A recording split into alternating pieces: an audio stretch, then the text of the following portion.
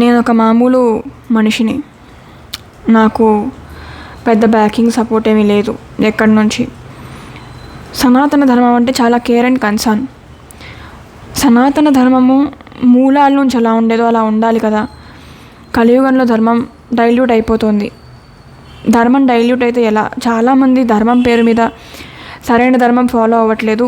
ఎగ్జాక్ట్గా శాస్త్రీయత ఆచారాలు ఏం చెప్పారో అది తీసుకెళ్ళాలి అని నేను అనుకున్నాను. గురు పరంపరాయుతంగా శాస్త్రాలను అధ్యయనం చేయనప్పుడు ఆ అధ్యయనము సరైనది కాదు అని చెప్పి ఆచార్యులు చెప్పడమే నేను విన్నాను. ఇది ఆచార్యులు చెప్పడమే కాదు, ఏవం పరంపరా ప్రాప్తమని కృష్ణుడే భగవద్గీతలో చెప్తున్నాడు.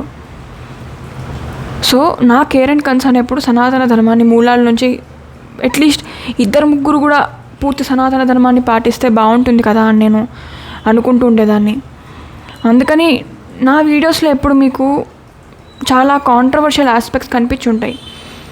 ఎందుకంటే నా కన్సర్న్ సనాతన ధర్మంలో లోపల నుంచి ఏదైతే డైల్యూషన్స్ వస్తున్నాయో దాని గురించి ఎవరు మాట్లాడట్లేదే.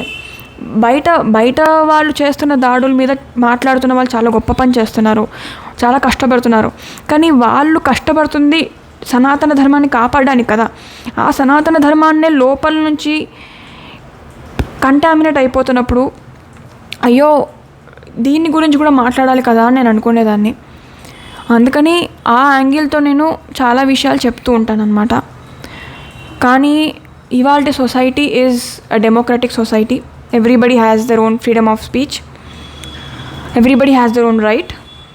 ఒక ఇన్ఫ్లుయెన్సర్గా ఒక విషయం పబ్లిక్లోకి వచ్చి చెప్తున్నప్పుడు నేను కొంచెం బాధ్యతతో వ్యవహరించాలి. ఆ బాధ్యత నేను అనుకున్నాను. నేను ఏదైనా చెప్పినప్పుడు, for example carrot beetroot issue తీసుకుందాము. క్యారెట్ బీట్రూట్ ఇష్యూ జరిగినప్పుడు నేను మెయిన్గా చెప్పింది మందిర ప్రాంగణాల్లో భగవంతుడి నైవేద్యాల్లో ఉండకూడదు కదా. మందిర ప్రాంగణాల్లో నా మెయిన్ కన్సర్న్ అది అని చెప్పి నేను తర్వాత సిరీస్ ఆఫ్ వీడియోస్ చేసి ఎక్స్ప్లెయిన్ కూడా చేశాను. కానీ హిందూస్కి కన్వే అనేది అలా కాదు. వాళ్ళు మొత్తానికి భయపడ్డం మొదలుపెట్టేశారు. నేను ఏదో క్యారెట్ బీట్రూట్ మానేయాలి అని ప్రేరేపిస్తున్నట్టు మెసేజ్ వెళ్ళింది బయటికి. నా మెయిన్ మెసేజ్ కవర్ అయిపోయింది.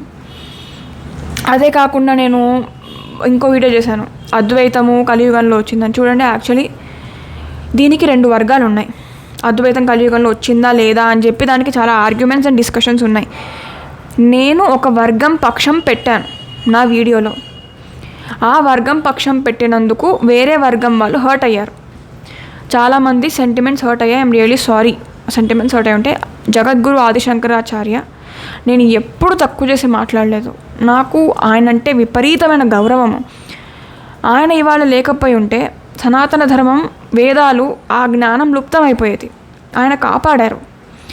ఆ గౌరవం ఎప్పటికీ నాకు ఉన్నది. సో అద్వైతం కలియుగంలో వచ్చిందనే స్టేట్మెంట్ ఒక హాఫ్ నాలెడ్జ్ స్టేట్మెంట్ అని చాలామంది నాకు చెప్పారు. దీని గురించి శాస్త్రీయంగా తర్కబద్ధంగా ప్రూవ్ చేసుకుంటూ డిస్కషన్ చేసుకుంటూ చేయొచ్చు, నాకు అంత ఓపిక లేదు. అందుకని నేను ఒకవేళ హాఫ్ నాలెడ్జ్తో చెప్పాననుకుంటే నాకు క్షమించండి. ఫ్యూచర్లో అలాంటివి జరగకుండా నేను చూసుకుంటాను. ప్లస్ సనాతన ధర్మాన్ని లోపల నుంచి కాపాడాలి అని నాకు ఏదైతే ఆశ ఉందో ఆ ఆశ నాకు మెల్లిగా పోతోంది. ఎందుకంటే ధర్మాన్ని లోపల నుంచి కాపాడాలి అని నేను అనుకుంటున్నప్పుడే తోటి వ్యక్తులే, తోటి ధర్మం వాళ్ళే నాకు సహకరిస్తున్నట్టు కనిపించట్లేదు. అందుకని నాకు భగవంతుడు ఈ జన్మనిచ్చాడు, నాకు సరైన జ్ఞానాన్ని అందించే గురువునిచ్చాడు, నాకు సంసార సాగర్ నుంచి బయటపడే అవకాశాన్ని ఇచ్చాడు. నా అవకాశాన్ని నేను వ్యర్థం చేసుకోను. వేరే వాళ్ళకి ఈ మార్గంలోకి రావాలనుందో లేదో సనాతన ధర్మాన్ని కలియుగంలో కొంత మటుకైనా నా వాయిస్తో నేను నిలబెట్టగలను అనుకున్నాను, కానీ అది జరగదేమో అనిపించేసింది.